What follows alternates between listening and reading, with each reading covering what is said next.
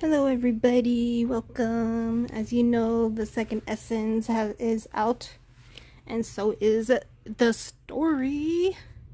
So we definitely need to do this.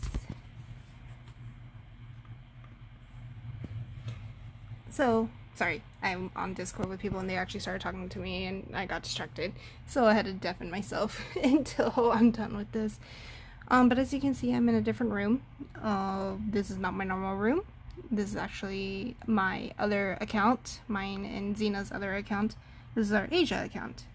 I had accidentally started the story on my main account, and I tried to stop it, and I missed the first part of it because it wouldn't let me start over. And then I decided I was going to record it without my voice, and then I was like, oh, I really want to record my voice though because this is a really long story. So I decided, I was like, well, at least I have my Asia account, so I will just do the story here.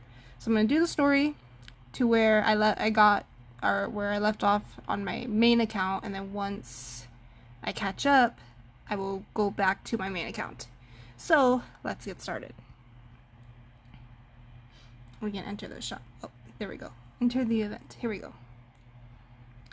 And it looks like I might have missed a little bit of it anyways, because I tried to get out of it and I guess it just decided I didn't want to. I feel like I might have missed the beginning, but we'll just start from wherever this started.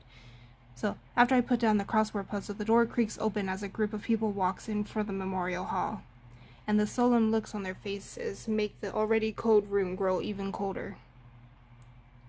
Because I accidentally started this one away, and I tried to get out of it as fast as I could, and yeah, I don't like that it just starts off wherever. We are all gathered here today for the same person.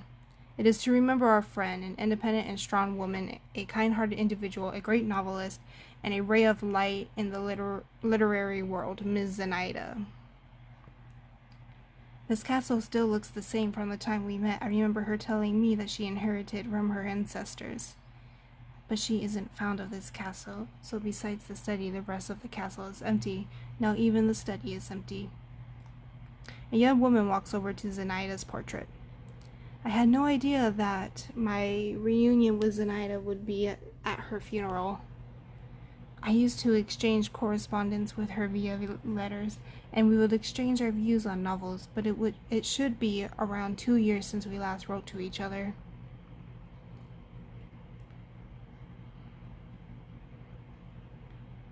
There are a pair of scissors, a syringe, and other medical instruments hanging from her waist, as well as a vial of liquid. What are you going to do with that, Miss Ada? Elegantly dressed and appears to be highly educated. She is very close to the man by her side. They seem to be more than just acquaintances. The man by her side seems distracted. His mind isn't in the conversation. Hello, you look really good.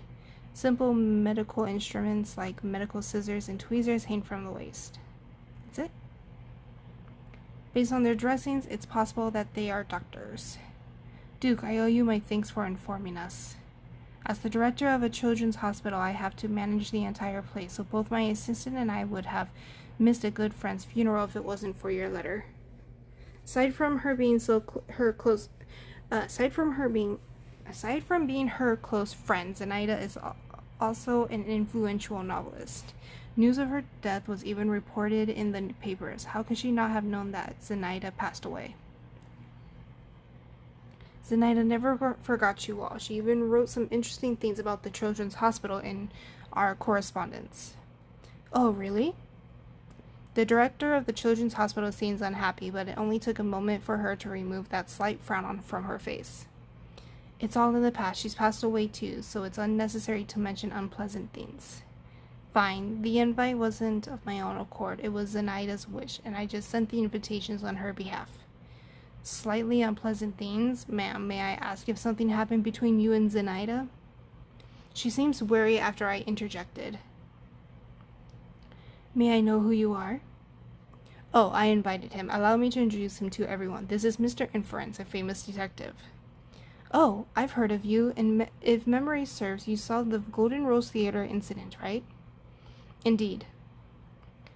We're gathered here today to mourn the loss of Zinaida, Mr. Inference. Are you a friend of a friend of Zinaida's too? I'm sorry to say that I did not know her prior to this. Today's funeral can be considered my first time meeting Miss Zinaida. You don't have to worry, miss. Unless necessary, just pretend that we don't exist. Unless necessary? Then what about when it's necessary? When the truth remains hidden and the facts are concealed by lies, that is when a detective is necessary. It is a detective's duty to reveal the truth and bring justice to those who have gone to eternal rest. May I know who you are? She is my assistant and a detective, Lady Truth. Indeed. And this is Sway, our mutual friend. Hello. I have no intentions to disturb anyone. Mr. Inference, since you're not here as a friend, then are you here as a detective? Was Zinaida's cause of death not suicide by something else? But something else? The man standing quietly in the corner coughs and interrupts our conversation. Previously, he avoided participating in any conversations. He merely kept one hand on a thick old book while the other frequently lifted his necklace to his lips as he prayed in silence. Hello, Andrew. His pale skin seems like it's the type of skin disease. The slightly dignified clothes on him are a clear indication of his profession. He should be a priest. Puffy eyes and dry tear stains on the face. It seems he is very saddened by Zinaida's passing. Sorry, I'm afraid I must interrupt your conversation. Today is the day for Zinaida. It's the day she returns to the arms of God and the day we mourn her as her friends. I think we should avoid mentioning unpleasant things at a moment like this. It is disliked by God. He kisses the necklace around his neck and it glows strangely under the light. It seems to be holding some kind of liquid. I suspect it's the holy water of his faith. As a friend of Zinaida's as well, my thoughts differ slightly from yours. If there is something strange about Zinaida's passing, I'm sure you want to know the truth too, right? The man dressed as a priest does not offer another answer and places his hands back on the thick book. DM, I think you should stop sitting in silence there on the sofa. Pursuing the truth is our job, so instead of wasting time like this, why don't we just clear the air? Sneering. Now that Lady Truth has spoken of it so openly, I have no reason to continue keeping it from all of you. Just like all of you, I consider Zinaida a very good friend, and we were lucky enough to become friends with a common interest during a chess spar at a club. I must say that if it's not according to the general opinion of society, Zinaida is not someone who is easy to get along with. Some became close to her because of her novels, yet some parted ways with her because of the implied facts within the same novels. Some made friends with her out of kindness, yet she failed to realize the motives hidden behind it all. The director of the children's hospital on the praise looked down. It seems DM's words were implying something. I decided to gather more information from everyone. Hello, miss. I didn't have a chance to ask just now. May I know your name? I'm Elsa Goodwin, the director of a children's hospital and an old friend of Zinaida's. Hello, Miss Goodwin. How did you and Zinaida meet? I met her at a book club. She's fond of interacting with her readers. As one of her loyal readers, we often exchanged letters and a good friendship gradually bloomed between us. Oh, excuse me for being so bold, but you mentioned that you haven't been in contact for 2 years. May I know why? She shoots a hesitant look at me. It's because of one of her novels. My hospital was entangled in a scandal. What I'm trying to say is that, as my friend, she should have taken my side, instead of using what she knew as material for her novel. People may not necessarily believe everything written down in black and white, but their imagination runs wild when something is used as a metaphor in a novel. What happened at the hospital? It was a small-scale diphtheria infection, and at the time we thought of some ways to prevent the infection from spreading further. She intentionally emphasized the word minor. The cause of the controversy was our handling of the matter. I failed to explain it to her in time, and so some misunderstandings arose between us. How did you handle the matter? That is not something you need to know. Okay. Hello, sir. Are you here with Miss Goodwin? His gaze wanders off as if he didn't hear me at all, so I waved my hand in front of him. Sir? Huh? Oh. Hello. Are you here with Miss Goodwin? Yeah, I'm Isaac Goodwin, her assistant and husband. We're newlyweds. Could you tell me about your relationship with Zinaida? I hear you often write to each other. Zinaida. I'm sorry, I rarely speak to her, so I can't help you. He doesn't shoot another glance at me. It's as if his attention isn't on our conversation at all. Mr. Goodwin. Huh? The infection at the children's hospital caused the misunderstandings between you and Zinaida. What exactly happened then? She has told you everything she knows. Do you have anything to add? But as soon as I asked my question, he is already looking down, and his mind has drifted far away. Hello, may I know your name? Just call me Pastor. Hello, Pastor. I'm sorry for what happened. He is quite nervous and doesn't dare to look people in the eyes as he speaks. Calm down, Pastor. I just want to find out if you were invited by DM too. No, Zinaida invited me. She promised me a surprise on the day of her funeral. A surprise? What kind of surprise? I don't know. I'm reminded of the Easter egg on the crossword puzzle blocks. It was some kind of surprise left by Zinaida too. May I know how long you've known Zinaida? Zinaida and I have known each other for 2 years. We met in church. I can't tell if it's because we're strangers. His tone seems quite timid. Relax, Pastor. I just want to know more about Zinaida. He nods and heaves a sigh of relief. I may not have known her for long, but it feels like a lifetime. Did you get along well with Zinaida? You look quite young. Yes, she used to drive all the way to the church every Sunday, and I always listened to her speak about her pain, despair, and penitence,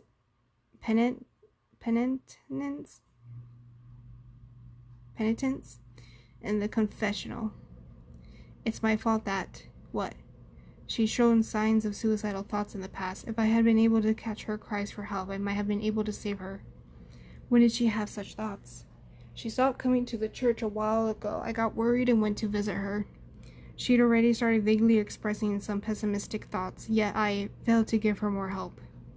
He restrains his emotion and kisses the necklace on his chest. You've done enough, Pastor. Thank you. So she started having those thoughts after she stopped going to church? It's all my fault. I pat him on the shoulder to comfort him. There are other familiar faces here, some of which were invited by DM. I feel he has some guesses which led him to get fully prepared. Oh, hi, Succubus. We meet again, Mr. Inference. Miss Succubus. We met back in the Melodis estate. Who would have thought that the Duke would bring us together again? Excuse me, but may I know what you're doing here, Miss Succubus? I was invited by Zinaida. In her last letter to me, she mentioned wanting me to witness the interesting events that are about to happen. At this point, besides the Goodwin couple who were indirectly invited by Zinaida, Succubus and the priest were directly invited by Zinaida. What does Zinaida prepare? Miss Succubus, may I know how you and Zinaida met? Miss Zinaida is a friend I've met a few years ago. Where did the two of you meet? It was she who came to visit me at my home. She was friends with my father, or perhaps she came to seek out some material for her work. But it was really fun. In the process of getting along with each other, she became my material instead. What do you mean? Something interesting happened to her. Any normal person would have had a mental breakdown from it, but Zinaida was different, and the misfortune that befell her inspired her to a certain extent instead. Sway! I'm happy to see you here, Sway. By the way, are you still investigating the Bellastain incident? What? Are you still interested in that incident? No, you've misunderstood. Misunderstood. I just want to avoid causing unnecessary trouble for your work again. Then it's better not to ask. I'm sure you're aware that the Yulio family is famous for its ruthlessness. She seems to realize something abruptly and changes the topic. Feel free to ask if you need my help with this case. I nod. I decide not to pursue an answer about the previous case and turn around to notice two burros looking wearily at us. Hello. It's been a long time, Two Burros. I didn't expect you to. He interrupts me and explains right away. Someone paid the huge bill for me. And the Duke invited me this time. Why did DM invite you? Smiles strangely, for the same reason he invited you. Are you investigating too? Have you noticed anything out of the ordinary here? You'll find out soon enough. What do you know, Two Burros? Oh, Luca, hi. How did you find this place? Taps on the device he carries. My detector told me that a supernatural event would be happening here. Where will it be? Right it in this room. Right it in this room. And it's about to happen. Haha. It was a joke. Can't I just seek temporary shelter from the terrible weather outside? I could only wave my hand helplessly at his ill-timed joke. Suddenly, a bolt of lightning flashes by, and then darkness and silence engulf the room. Only the intense pattering of the rain outside the window remains. It is as if a terrifying existence is approaching amid the silence. Woo! Oh, now we can see DM on the sofa. Please do not worry. It's just a circuit trip. But sharing a serious matter with everyone in an atmosphere like this makes it much more interesting. I gathered all of you here today because I wish to tell you that our friend Zinaida probably didn't take her own life. It was homicide. Shock spreads throughout the room. As far as I know, Zinaida was a stubborn workaholic, especially when it came to her creations. She would finish every piece of her work, sometimes even in ways that most may not be able to understand. She used to hang dead foxes in her room to help herself concentrate on her writing, and not too long ago she even purchased a large batch of herbs. What did she get them from her? Those herbs are still in these bookcases. They are right next to those manuscripts. DM points to the bookcase at the back. It's Datura. Melly's here? It reminds me of what Two Worlds said to me. This should be the reason why DM brought him here. I'm sure all of you met him earlier. This is my friend, someone knowledgeable in herbology. I invited him here to verify this. I can almost imagine her chewing on Datura as she scribbled. All of you know what she's been up to lately. That unfinished novel of hers has been taking up most of her attention. I was amazed by how focused a person could become for the sake of completing a novel. We met briefly not too long ago. Her hair was an absolute mess, but even her unkempt appearance couldn't hide the light in her eyes. Just think about it. Based on your understandings of Zinaida, would she take her own life at a time like this? Would she allow her child to be lost just like that? Don't let me start writing, or I'll write until the day I die. That's something she always said. It seems to have come true. Wait, even if that's true, that alone isn't enough to determine that Zinaida didn't die by suicide. Datura is a great pick-me-up at the right dosage, but excessive consumption can lead to death. It gets a little tricky at this point. Did Zinaida cause her own death while trying to finish writing, or did someone aware of her habits tamper with the herbs? What do you think, Mr. Inference? I don't know yet, but I'd like to have a look at the bookcase DM just mentioned. If it helps, you can take a look at anything you want, so long as you don't mess them up, Zinaida will understand. Alright. So look over here first. This is the last letter Zinaida left behind. After verifying the handwriting, everyone concludes that it does indeed belong to Zinaida. To those whom I love and those who love me, forgive me for leaving like this without saying goodbye. This decision does not leave me in fear or regret, and I feel relaxed and at peace instead. My dear loved ones, I can no longer bear this abyss of pain. When I look back at my life, my terrible marriage and the first half of my life tortured me both physically and mentally, and I finally found a moment of peace once that demon was gone. Writing used to be one of the greatest joys in my life, But now that my mind seems to be spiraling out of control, I'm losing control of the characters I write. And when the insomnia strikes, those soulless words of mine transform into the devil that binds my soul. Even seeking psychiatric help failed to silence the voice in my head. I'm tired. I dream of having a good night's sleep, and may the land of peace be devoid of noise.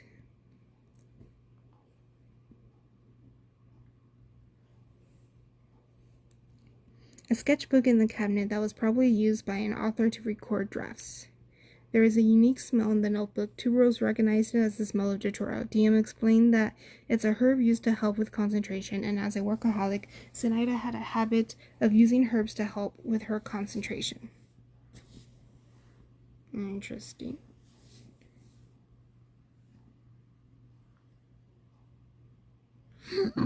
A few tear catchers stand above the fireplace. The clear bottles indicate they are empty. People catch their tears in these bottles of silver or tin as a symbol of mourning. There are 8 of them.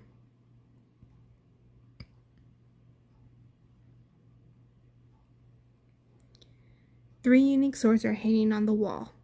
It's the 3 swords mentioned in the book DM sent me, Medea's Redemption, a story about a woman killing her husband for revenge in a fantasy world. I did some research on the novel. The story caused controversy in the past because someone else helped the woman kill her husband in the end, and Zinaida was rather skilled at using open-ended endings to leave it to the reader's imagination. As for whether the story alludes to her own life, I do not know. I mean, sounds like it. A yellow note falls out from between the pages of the sketchbook. That electrical accident left you devastated from the loss of a loved one, but accidents are just a perfect performance. If you seek the truth, the one you seek will be in the hymn of the outskirts. It's signed with a question mark. The outskirts, electrical accident? A moment later, Pastor's voice interrupts my thoughts. I do not agree with you. Pastor has his fists clenched and seems to have mustered up a great deal of courage. I think your arbitrary assertion is disrespectful to God and disrespectful to Zinaida. He always puts God first. God has accepted Zinaida into his embrace.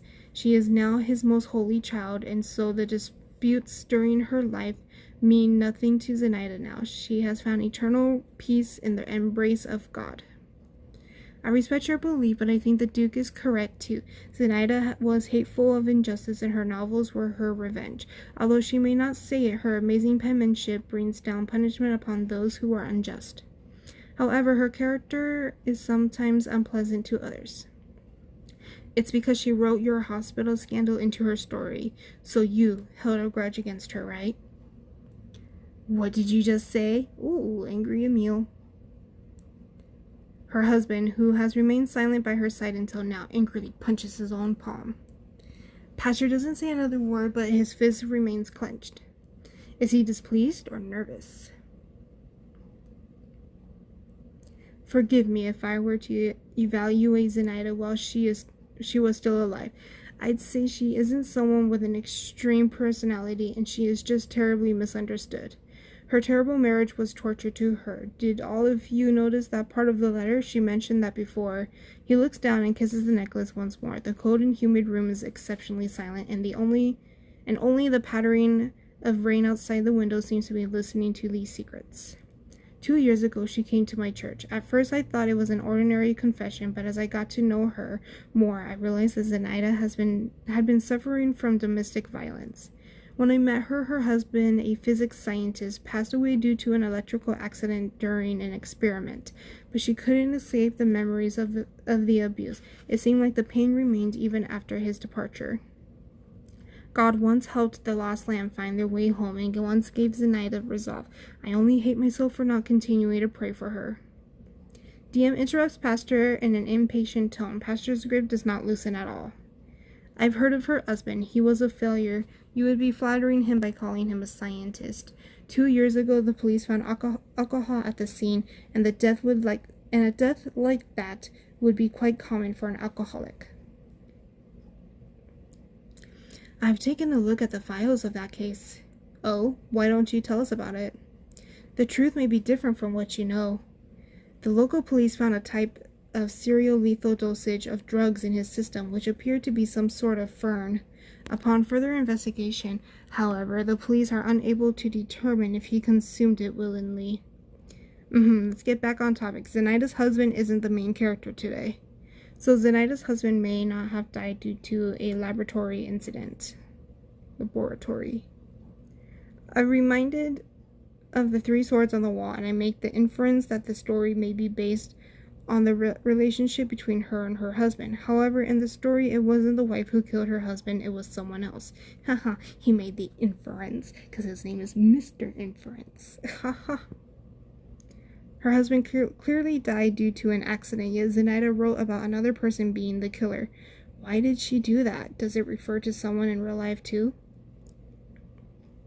Pastor, why don't you ever mention your real identity? You keep saying that you were close to Zinaida, but you weren't completely unrelated to her husband either, right? He was your uncle. It turns out that Pastor is a nephew of Zinaida's husband. Ask him. Pastor, I mean no harm. I just want to know why you haven't mentioned your relationship with Zinaida's husband. I'm sorry, my uncle and I lost contact a long time ago, so I never mentioned it to anyone. Is that all? The way I see it, your uncle passed away due to an accident, yet you don't seem concerned at all, huh? I have ceased to concern myself with the strangers of this world, unless they stop lusting after the world and return to God's embrace to become one of God's people. Zinaida was my friend and a sister of mine in the kingdom of God. As for her husband was my uncle, but that is the extent of our relationship. His answer sounds quite cold and indifferent, which may be an indication of his relationship with Zinaida's husband. However, his attitude conveys something else. It's that he does not care about anyone besides those who are connected to his faith, even if that person is related to him by blood. However, Pastor's attitude still raises my suspicion. Does the hymn of the outskirts mentioned in the note refer to him? And who wrote that mysterious note to Zinaida? But I didn't get to know Zinaida because of my uncle. It was Zinaida who came to my church. We didn't know each other before that. Are you suspecting my relationship with Zinaida just because I didn't mention my uncle? He clenches his fist again. Relax, Pastor. I was just asking. Everyone knows how emotionally attached you are to your friends, so no one doubts you. Pastor seems to have no interest in paying any more attention to DM. It seems it was a mistake to mention such unpleasant matters to spoil the peaceful atmosphere of this funeral. Then let's get back to what we were doing. It's almost time for the eulogy, my friends, so please let us put aside our prior disagreements. DM picks up the tear catchers above the fireplace. In memory of our eternal friend, Zinaida. Everyone takes their tear catcher from DM. I've read about this custom. In the local religion of this area, people shed one last tear for the deceased during the funeral and store it in a blessed vial. The tear can represent longing or even repentance. Once it's sealed in the vial, all yearning and depths will be isolated beyond this world. Meanwhile, Pastor reorganizes his emotions and starts to read the eulogy. Unlike his timid self from before, once he got to work, he seemed to staunch, as if he was a completely different person. Everyone sobs softly and catches their tears in the tear catchers. The sorrowful atmosphere reaches its peak, and the unpleasant exchange from before is washed away. Bro, if I die, I'm gonna be doing that. You're all gonna get tear catchers. Catch them tears. With God's blessing, we mourn the passing of our late friend Zinaida, whose sudden passing is a huge loss to us. But we know that God is welcoming her back to the embrace of paradise. In life, she used her talent and faith to show love to the world, while her pen painted a wonderful and miraculous world. Now she has returned to God's embrace and revels in God's glory. We will never stop missing her work and her influence on us, and she will live forever in our memories until the day we meet again in paradise. An eternal memory of Zinaida. Why don't we do something meaningful in memory of her? She only managed to finish the character background and the opening of that unfinished novel of hers. I'm sure she will never be able to rest in peace if her novel is abandoned just like that. And she's so fond of using metaphors to write reality into her novels. So why don't we fulfill her dream and complete the novel? What do we have to do? He turns the hidden switch in the table and a board game setup appears. We used to play board games, and she often said that games are not only able to imitate life, but they can also expose a person's true nature. You can pass around this novel's setting to get an understanding of it. But let's agree beforehand that no matter how unbelievable the things that happen to the story's characters are, we cannot let the story come to a stop. Mr. Inference, this is a great opportunity. I think I'll sit out of it. All of you know Zinaida well, but I don't, so it's not suitable for me to participate in her novel. As I decline, DM passes me the sketchbook and I notice a paper has been slotted in between the pages. Oh, aren't you going to take a look at the novel's setting before deciding? Maybe the story will pique your interest. What DM said confused me, but I felt he may be indirectly hinting at something. I could only accept the sketchbook. I unfolded the paper in the sketchbook, and it turns out to be a coroner's report. The physical conditions of the deceased is as follows. It's really late where I am.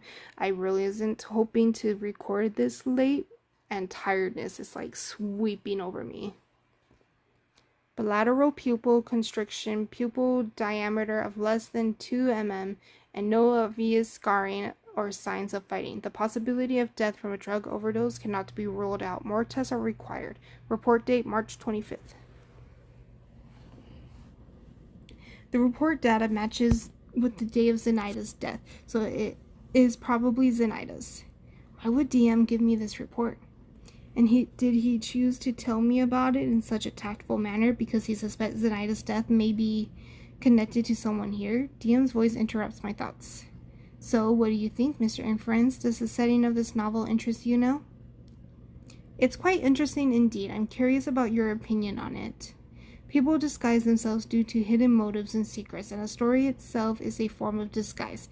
But even the best disguise isn't without its flaws. Don't you want to use this opportunity to observe everyone's actions and expressions to determine their character and motivations?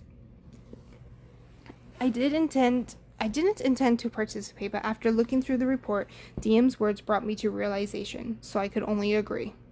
He spreads out a row of cards with character portraits on them. Everyone looks through the character cards on the table. The novel has a total of 10 characters, and as everyone chooses their favorite characters according to their own preferences, Lady Truth seems to suddenly notice something. Wait, I think these character settings are vaguely connected to everyone. First, the most obvious is the Goodwin couple. They are a pair of husband and wife, while the Diva and Asimars destinies are closely connected in the story. Isn't that just like the setting in the novel? Next, it's Pastor, the half-elf knight in the story, is steadfast in his belief of a certain order, and you are a priest. Don't you believe in your God too? Moving on to DM, the setting only states that it's a mysterious character who can bring together all the other characters. Perhaps not all of us who are attending today's funeral know each other, but DM, you know everyone. Doesn't this match up with the setting too? As for Miss Succubus, Lady Truth slows down and frowns as she gazes at Succubus. She seems to be briefly caught in some memories. Rukia, the princess portrayed by her kingdom in the novel. It's just like your family, and... She doesn't finish her sentence. Succubus turns to meet Lady Truth's gaze, and in the end, Lady Truth looks away. Lady Truth's discovery points out to us that these carefully prepared characters seem to be revealing Zinaida's surprise. But why did she gather them here? Is it only to complete the novel? Since Zinaida has made the necessary arrangement, why don't we redistribute these characters as she wanted? Yeah, Asimar. Miss Goodwin plays the divine Azimo, the demigod, and she and the guardian angel are an inseparable pair. Diva or Deva. And her husband, Mr. Goodwin, is playing the guardian angel. Under the orders of Azimo, the guardian angel's goodness is influenced by Azimo's kindness and integrity.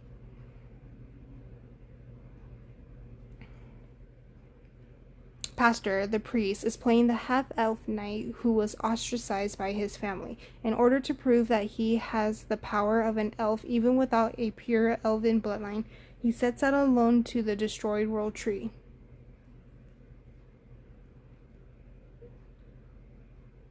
Succubus is playing Lucia's ghost, a deceased princess with a tragic fate.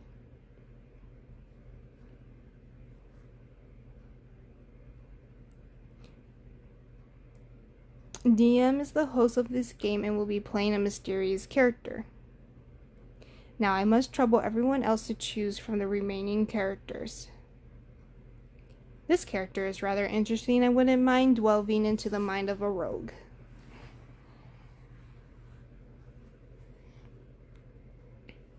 The paranormal detective is playing Tribin the Halfling, a cunning rogue.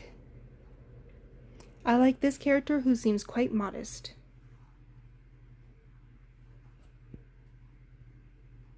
Sway is playing Typhoon, who hides in Nest Forest.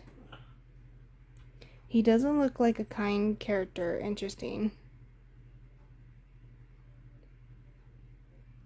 Tuberose is playing the Spectre Guard, the princess's former guard who became a spectre. A halfling, it looks like a cute race. I choose her.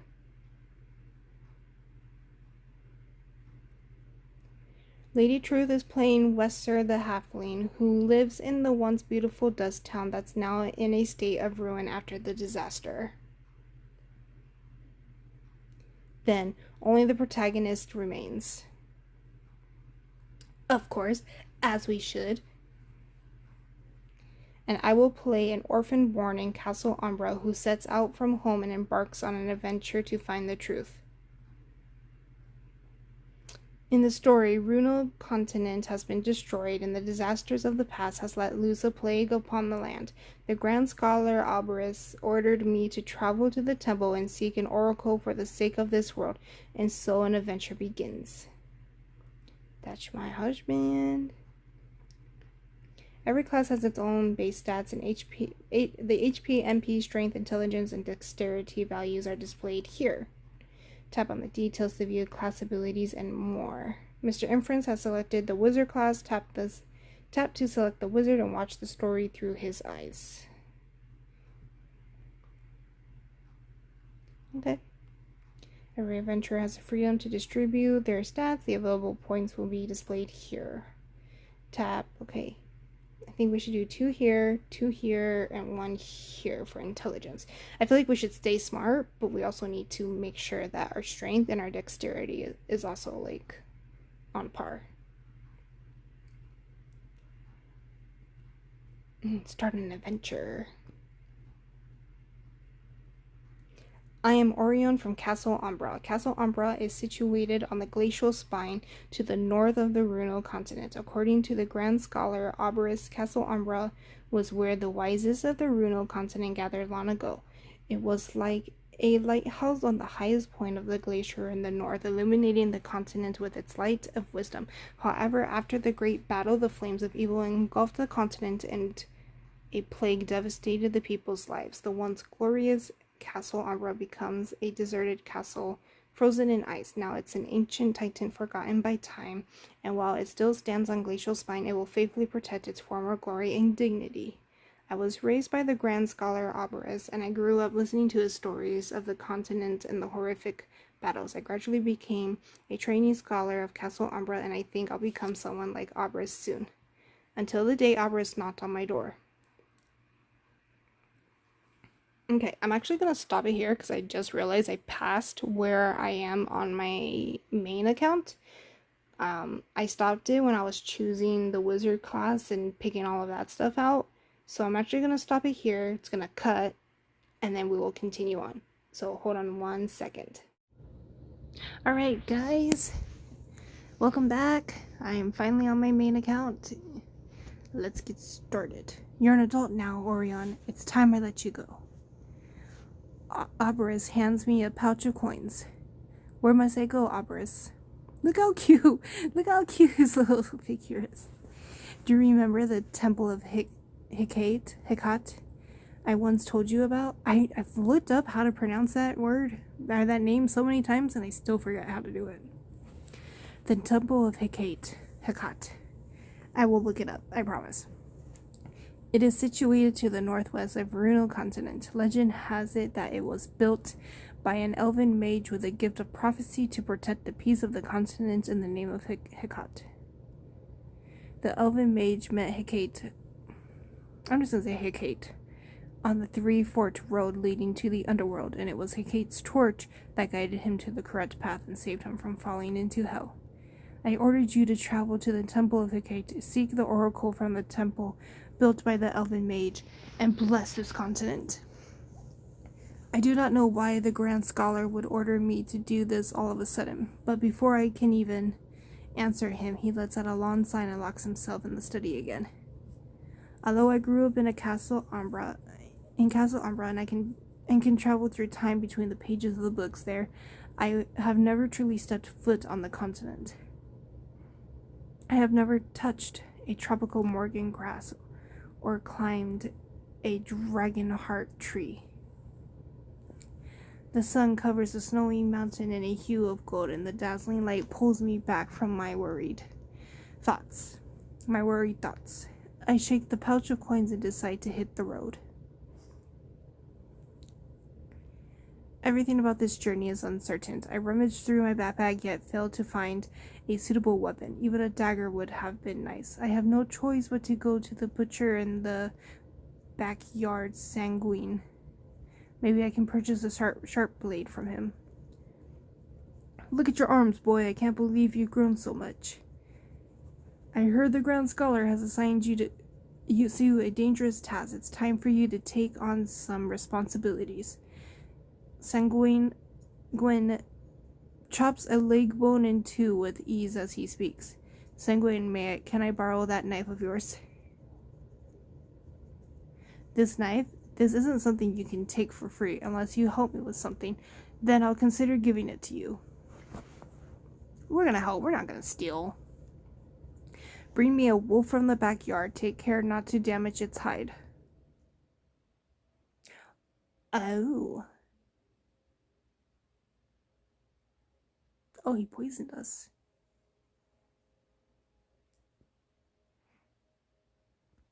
After bringing the wolf back, Sanguine hands me his treasured knife. You're all grown up now, kid. I hope the Sanguine blade will bring you good luck. Dope. Forest Labyrinth. This is where we're gonna meet Lady Truth's character. After leaving Castle Umbra, I arrive at Nest Forest. Nest Forest is situated at the foot of the glacial spine. According to A History of Ruined Continent Volume 1, this forest was once peaceful before the scourge of Biozarath, and it was inhabited by elves hiding in the depths. Yet now only the terrifying aura of death remains here. The desolation of silence devours my existing sense of direction. Darkness gradually envelops the forest labyrinth. Countless shadows tear through the skies, accompanied by shrill cries that seem to come from behind the gates of hell itself. They circle the sky without restraint. This should be a labyrinth. The stems and roots of the demonic vines are incredibly tough and can even withstand sharp weapons like axes. Well, oh. Well, damn. Oh, the success if it's larger. Well, we can try 3 more times. We'll try. We did 8. Did we only get these 3 though?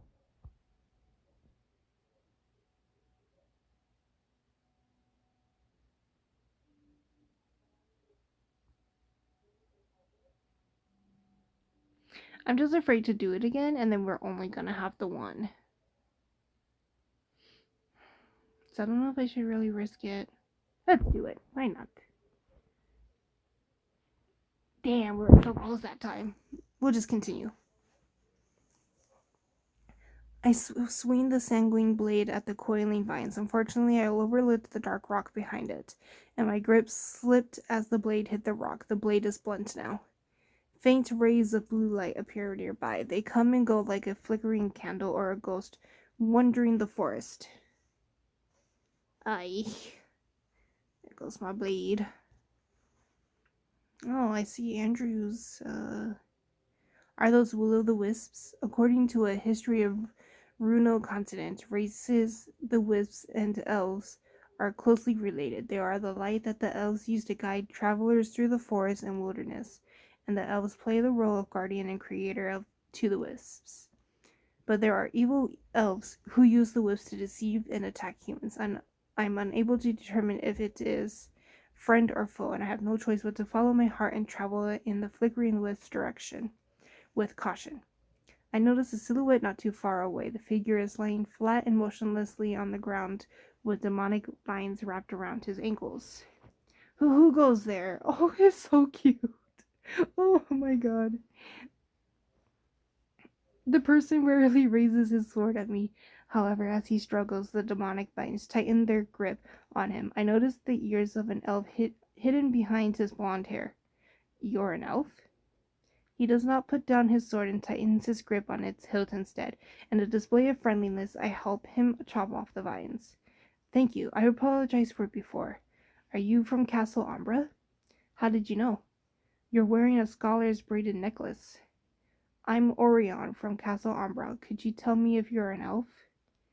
You've seen through my identity, even though I have the same ears as them. Strictly speaking, I'm not one of them. Can you still walk?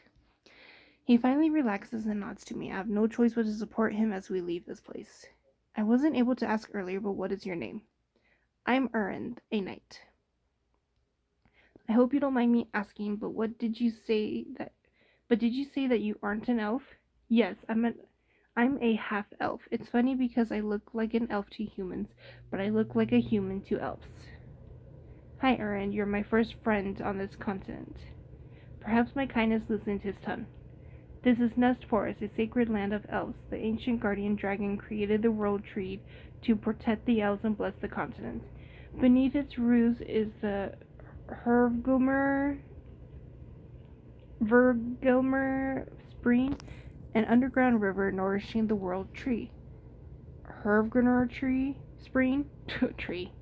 In our language, Vergelmer means boiling cauldron. It's an everlasting spring that has existed since ancient times. I look along his gaze at the border between us forest and the glacial spine. A world tree stands listlessly above the clouds, and the land of chaos, which is full of danger and the unknown, is not too far from it. During the scourge of Balzarath in the year 138, Balzarath corrupted the guardian dragon and it ate away at the roots of the world tree. The once luxuriant world tree withered day by day until the day its roots were completely eaten away. The objective of my journey is to get there. The world tree is close to the land of chaos. Your legs are being corroded by the demonic vines, and you'll never reach your destination without getting the toxin out. He releases my hand with slight displeasure. That's my problem. I was just reminding you. He looks at his swollen ankle and frowns. I'm not one to take advantage of others, so Orion of Castle Umbra, shall we make a deal? I can tell you how to escape the labyrinth, but you must help me. How? He carefully pulls out a vial from behind him. The tiny vial looks absolutely ordinary at first glance, but as he speaks the incantation, special energy emerges from the tip of his finger. As his fingertip rubs against it, the dark vial shines brilliantly, and the liquid within it emits a strange glow. It is like a sea of stars in the palm of his hand.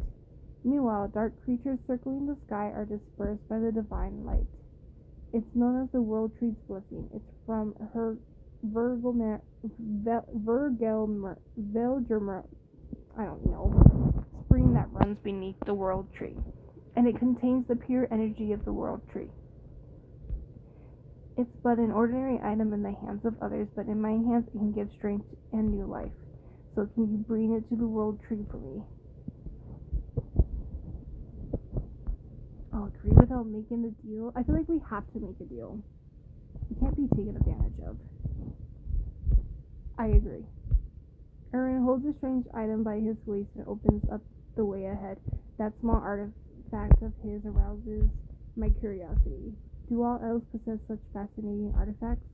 As I've already said, the World Tree's blessing is useless to others, and only elves can use it. You've misunderstood me. I'm not referring to the World Tree's blessing, but that thing in your hand. Oh, this? The starlight bottle? It's just a tool that lights the way. Convince.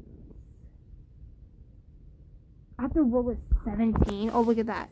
You really do only get 3 rolls. Oh. Welp.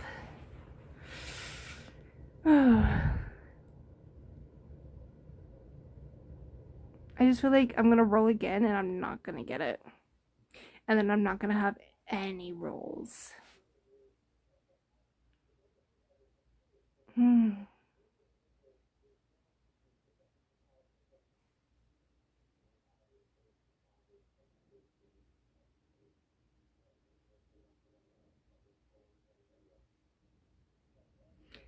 complete process. I feel like it would be nice to have because I feel like we are gonna like end up somewhere dark and we're not gonna have him or the light. I'm just gonna have to continue. It lit up the way for me in the past. It's my loyal companion. If only I could possess such a treasure. He discerns my intentions and tightens his grip on the starlight bottle. My HP went up. Wait, everything went up. Was that good? That looks like it was good. Oh, we're going straight to the World Tree. Finally, we made our way out of Nest Forest, but the joy only lasted for a moment. We found ourselves at the burning border of desolation upon emerging from the forest. Beware of the crooked tree stumps and the foul-smelling liquid flowing by our feet. The slightest mistake would make us fall into the liquid. It is not the ground, but a swamp. Watch out for swamp monsters here. You'll never get out once you fall in. A strong ray of light stabs my eyes, and only then do I realize we've arrived in the vicinity of the World Tree. Behind it is 3 mountains, and the tree itself is like the 4th. As the wind blows, the withered leaves fall to the ground and rumble like a fallen giant crashing to the ground. And the deep grooves in its body attest to the fierce battle in the year 138. I read many poems on it in Castle Umbra, but I feel moved as I stand before the World Tree. Stay where you are. A powerful force pushes me away. It feels like a giant just stomped on my chest. This barrier bears traces of elven magic, but it's slightly different. I think it was built by the locals of Glacial Spine. Are they nearby? Legend has it that they are elves too, and they have been living here long before the ancestors stepped foot on Runo continent. That's what the legend says, but I haven't actually seen them. Some say they have tall figures, attractive visage, and pointed elf-like ears.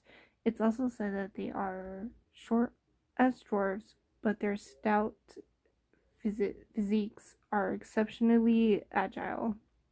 Another gust of wind assaults us. I'm forced to hug myself while strange yet sorrowful howling is coming from afar, adding a layer of eeriness to this ethereal land. A ray of emerald light flashes from the invisible barrier, and the howling sounds once more. It's deafening even when I'm covering my ears tight. I'm almost at my limit, yet I notice Aaron is as calm as ever. Upon noticing the pain I was experiencing, he casually plucked leaves and crushed them into a strange shape before covering my ears with them, immediately isolating the sound. Finally, some peace and quiet.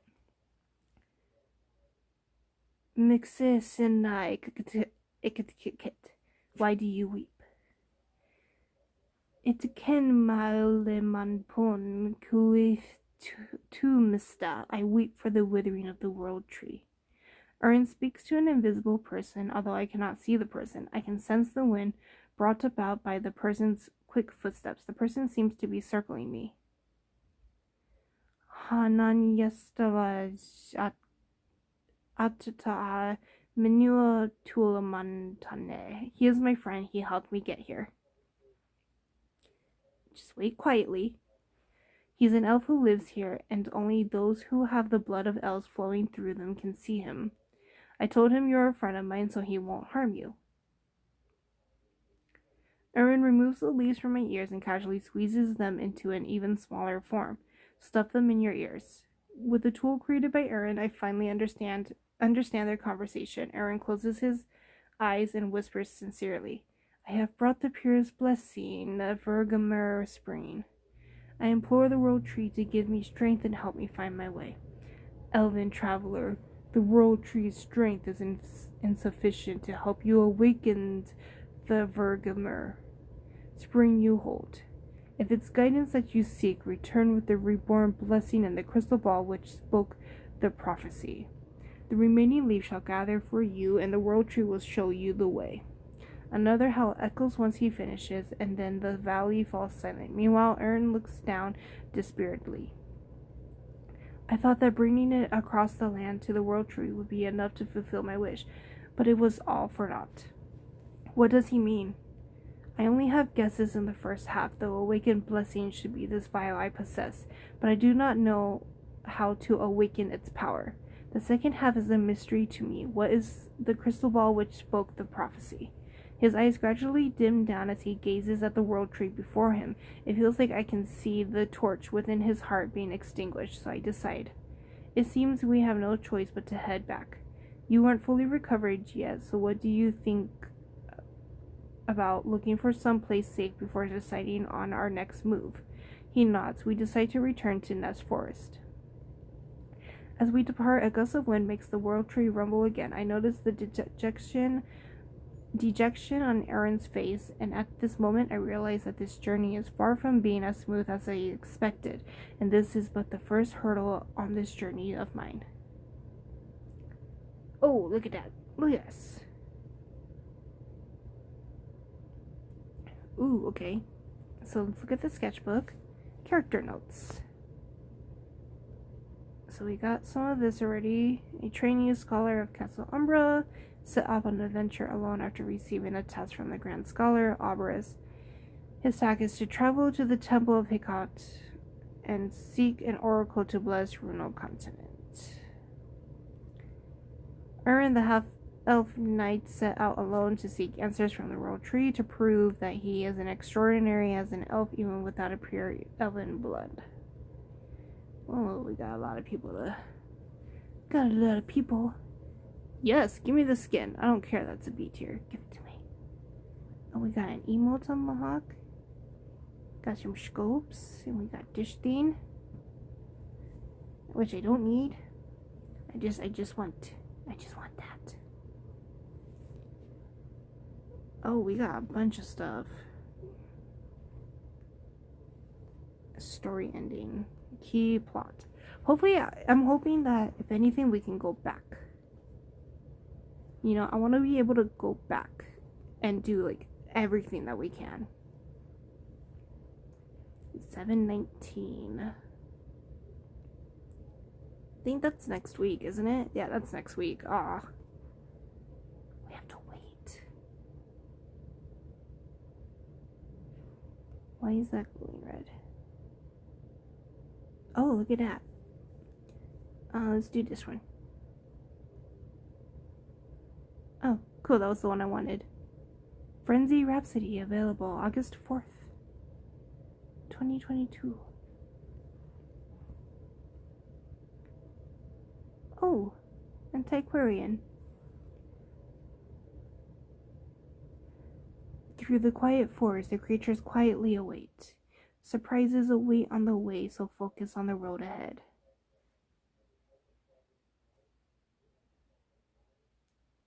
Is that another? Oh, that's a B tier unlock card. Interesting. What is this? Oh, look at that. Oh, that's not what I wanted. Complete 5 matches, complete 3 matches in casual modes. I can do chasing shadows. I don't want to do chasing shadows. Chasing shadows is stupid. I just want this. That's what I want. I don't know what I'll use it for. I don't have a skin that I want at the moment, but it'll be nice to have. Oh, look at that. It looks ferocious. Okay, well, I guess that's it for now for the story. But that's not it. That's not all. Well, like that, but we're not going to change because I like my little bunny. I like that. That is not all, though. I have orbs to open. I have 31 orbs to open. Look at that. So, I don't know if I should just do the 1 and then do 10s, or if I should do the 1, 2, 3, and then 10, and then 1, 2, 3, and then 10. And then the rest can be opened one by one. Oh, or should I just do it one by one? They say that you get better pulls if you do it one by one, but we'll see. I guess we'll just do it one by one. Oh, nice. Ooh, Papyrus Brown. I already have it. We have a ready. Oh, Enchantress. We already have it. We have that too. This is something new. Oh, look at that. We got our first skin. Very nice.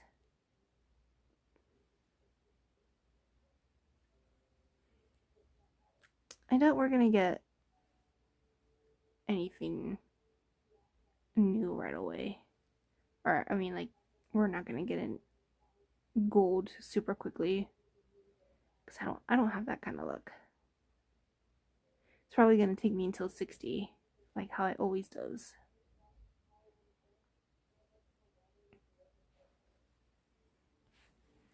Oh, we got the blue again.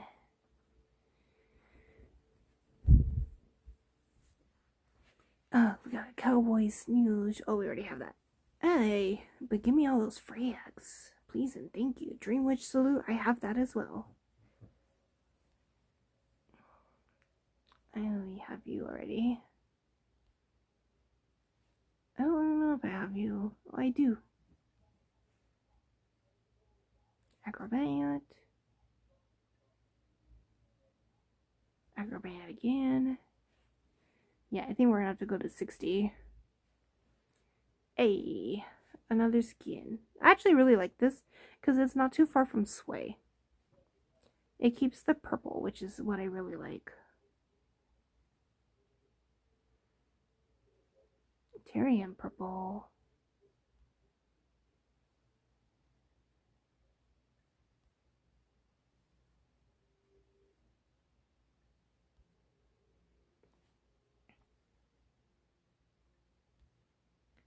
I'm going through it because I can tell when I am getting something I already have.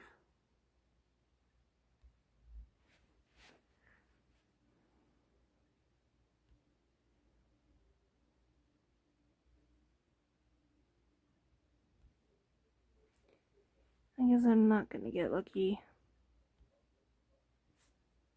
You all reptilians, salute. Oh, I already did the 31. Jesus. And I got nothing.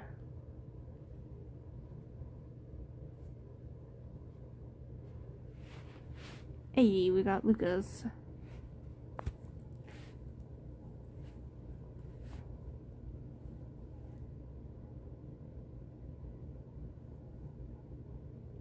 Damn, even doing this one by one, I'm getting nothing. Evil reptilian salute again. No, we're not gonna get a gold. No, doesn't look like it. I have to wait until tomorrow to be able to pull for some more. Oh, our first gold. Yeah, we got Ada. Very nice. Cass also got Ada, and so did Whittle, I believe. We're all just getting Adas. a... Well, we opened the 44. And what I think we got... So we got our first A tier at 43 pulls, of course. Of course I have bad luck. Of course I have bad luck. I mean, I'm happy I didn't have to go to 60, but still. I don't even think I have any... Yeah, I don't have anything to exchange because I used it for this one. I used it for this one, for Sangria. And I still had to go really far. I'd opened 118 before I finally got hers. I mean, it's still not as bad. It's better than going to 250. Yeah. Alright, well, I might just post this one. Yeah. See? Cassie got them too.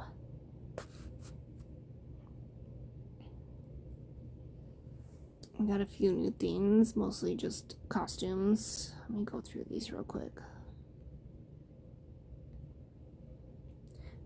But I'm very intrigued in this story. I think it's pretty cool so far. I really like it. I can't wait for more of this story. I really want more of the Alice.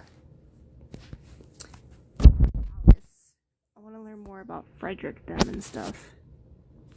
I thought for sure we were gonna like get more of that story, but I guess not. And as you can see, I also have Naib's new accessory. I also bought Nightwatch's one as well. So I'm gonna hopefully do a video. And there it is. I'm gonna hopefully do a video with the two accessories put together. As for when it gets released, I am not sure. I do have a line of videos already scheduled to, to be released. But if I do their accessories, I might just do like, there'll be like a bonus video. So I might just post theirs right away.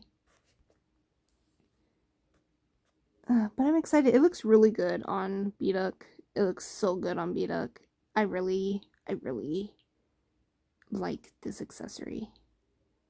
The effects are cool. It reminds me of Forward's one though, where it kind of like leaves a little silhouette behind. Not as much as Forward's one, but similar. It still looks really cool. But yeah, that's it. I'll see you guys, I guess, in a week for more of the story. But yeah, bye. Bye. There we go. Haha.